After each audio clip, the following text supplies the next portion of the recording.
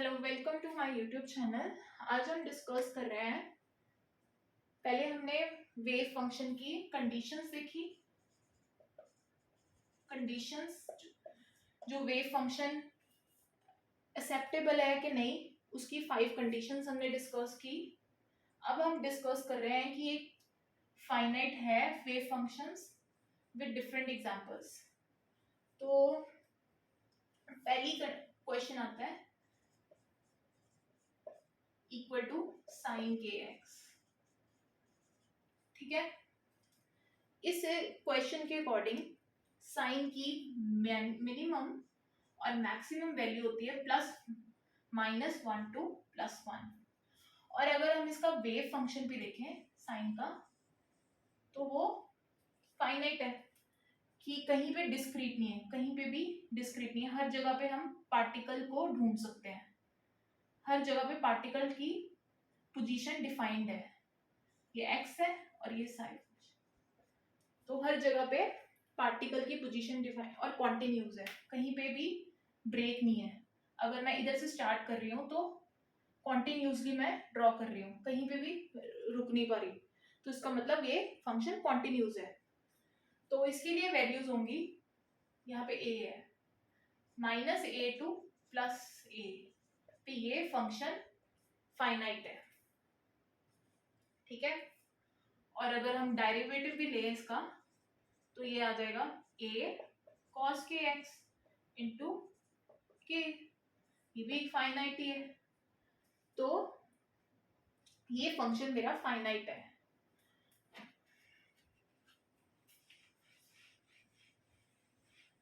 Second, इसके लिए क्या है,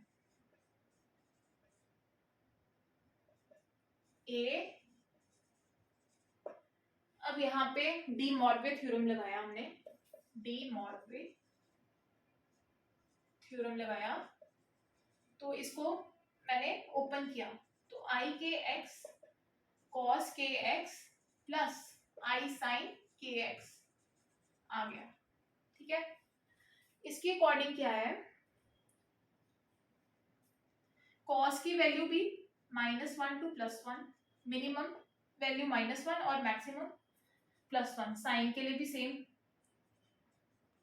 तो ये -a to +a में ये दोनों डिफाइंड है, फाइनाइट है, कि किसी पॉइंट पे भी डिसकंटिन्यू। अगर हम वेव फंक्शन हमने साइन का भी देखा है, कॉस का भी सिमिलर है, तो ये हमारे पास डिफाइंड है दोनों, ये साइन का और ये कॉस का, तो ये हमारे पास वेव फंक्शन डिफाइंड है -a to +a। अगर मैं cos के x को +1 ले रही हूँ, तो sin के x को -1, तो यहाँ पे इस तरह वैल्यू पुट कर दी, a1 -1 a iota, a minus I iota. Similarly यहाँ पे -1 पुट कर सकते हैं, +1, तो फाइनाइट हमारे पास वैल्यूज आएंगी।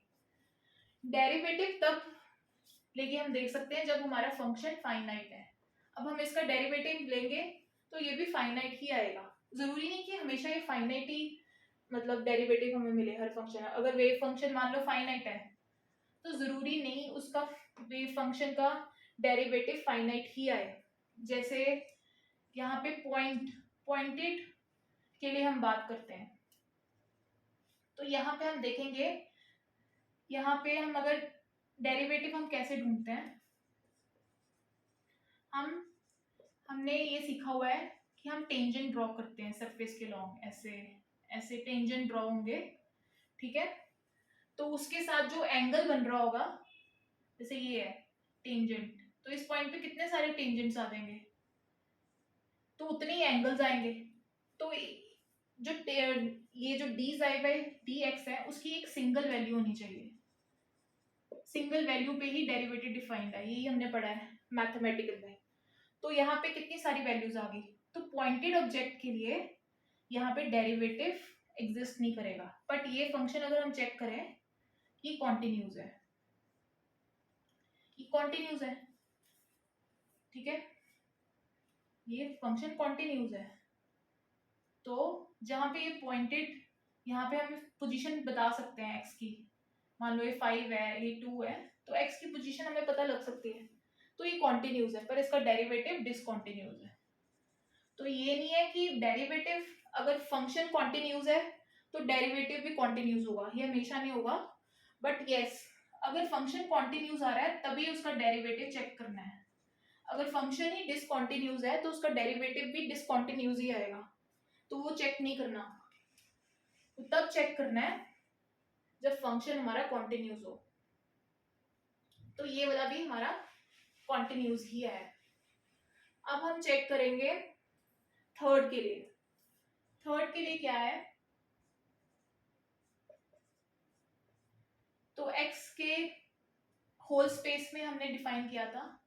जब हमें कोई भी लिमिट्स ना डिफाइन की हो तो हम होल स्पेस की लिमिट्स लेंगे, that is minus infinity to plus infinity. तो x की वैल्यू ले ली minus infinity to and plus infinity, दो वैल्यूज में हमें चेक करना है कि ये फाइनाइट है कि नहीं। a